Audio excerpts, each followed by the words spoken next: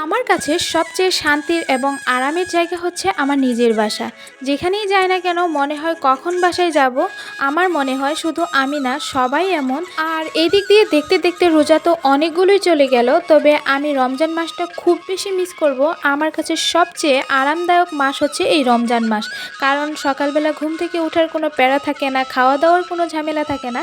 কাজ করতে করতে দিনটা একদম শেষ হয়ে যায়। আসসালামু আলাইকুম, কেমন আছেন সবাই? আমি তো আলহামদুলিল্লাহ অনেক ভালো আছি। প্রতিদিন তো সকাল সকাল ঘুম থেকে উঠতেই পারি না, তো আজকে কেন জানি অনেক সকালেই উঠে গিয়েছি। তো সকালবেলা ঘুম থেকে ওঠার পরে মনে হলো যে কিছু কাজ আছে, যেমন এই রান্নাঘরের এই র্যাকটা এত বেশি নোংরা হয়ে গিয়েছিল, সেটা ওয়াশরুমে নিয়ে খুব সুন্দরভাবে ঘষে মেজে আমি পরিষ্কার করে নিয়েছি। আর এদিক দিয়ে মশলাগুলো এক একটা এক এক দিকে যখন রান্না করতে যাই এক একটা এক এক দিকে রেখে দেয়, আর গোছানো হয় না, তাই একসঙ্গে সবগুলো রেখে দিলাম। আর এদিক দিয়ে এই কর্নারটা আমি রেডি করে নিয়েছি। মূলত আমি আমার কফি চার মগগুলো এখানে রাখবো, যদিও সবগুলো রাখতে পারিনি, তো যে কয়টা ছিল এখানে সেই কয়টাই আমি রেখে দিয়েছি। আমার পছন্দের যে মগগুলো সেগুলো খুব সুন্দরভাবে এইভাবে সাজিয়ে নিয়েছি। আর এখানে চা কফি চিনি যত রকমের বয়ম আছে সেগুলোও রেখে দিলাম। আর পাশাপাশি গুঁড়ো দুধের বক্সটাও রেখে দিলাম। আর এখানে তো এই গাছটা আমার অনেক বেশি ফেভারিট, সেটাও আমি রেখে দিলাম। আর দুপুরে রান্নায় চলে এসেছি। তো দুপুরে রান্নায় আজকে কি রান্না করব সেটাই ভাবছিলাম। তো প্রথমত ছোলা, যেটা আমাদের ইফতারে লাগবে। আর ইফতারে কোনো কিছু রান্না করব না, আমার হাজব্যান্ড বলেছে সব কিছু বাইরে থেকে নিয়ে আসবে, যার কারণে আর কিছু করলাম না।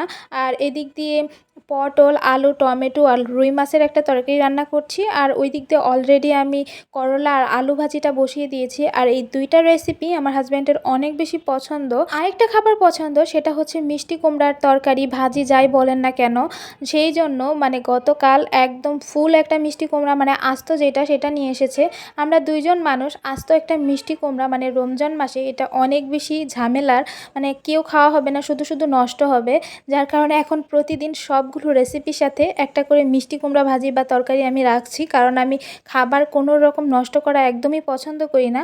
তো এই তো মিষ্টি কুমড়া ভাজিটা একদমই রেডি, তো এটা উঠিয়ে নিচ্ছি। সব কিছু একদম গুছিয়ে নেব, কারণ ইফতার টাইমে কোনো রকম আর এসব রান্না করতেও ভালো লাগে না। আর ইফতারের পর শরীরটা একদমই ছেড়ে দেয়, কোনো কিছু কাজ করতেও ভালো লাগে না। আর এদিক দিয়ে আমি বোরহানি বানিয়ে নিয়েছি। এটা আমি খাবো না, এটা আমার হাজব্যান্ডের জন্য বানিয়েছি। ও সব খাবার খাওয়ার পর বোরহানিটা অনেক বেশি পছন্দ করে, যার কারণে প্রতিদিন খাবার পরে আমি বোরহানিটা বানিয়ে রাখি, ও খেয়ে নেয়। আর এদিক দিয়ে তো আমার ইফতারও চলে এসেছে। আর এই সময়টা ভিডিও ক্লিপ নেওয়া অনেক বেশি ঝামেলার, যার কারণে শুধু তরমুজের ভিডিওটাই আমি নিয়েছিলাম।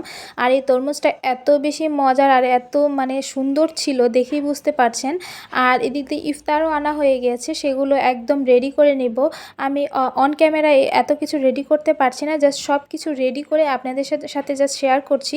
আর এখানে সবগুলো টেবিলে আমি রেডি করেছি, 3 রকমের শরবত ডাব ফল যা ছিল সব কিছু রেডি করে নিয়েছি। আর এটাই আমাদের আজকে টোনাটনির ইফতার। ইফতারের আগের যে মুহূর্তটা সেটা আমার কাছে অনেক বেশি পছন্দের। তো সব খাবার রেডি করে নিয়েছি। আমার এই ছোট্ট ব্লগ ভিডিওটা আপনাদের কাছে কেমন লাগলো অবশ্যই জানাবেন। সবাই অনেক ভালো থাকবেন। আল্লাহ হাফেজ।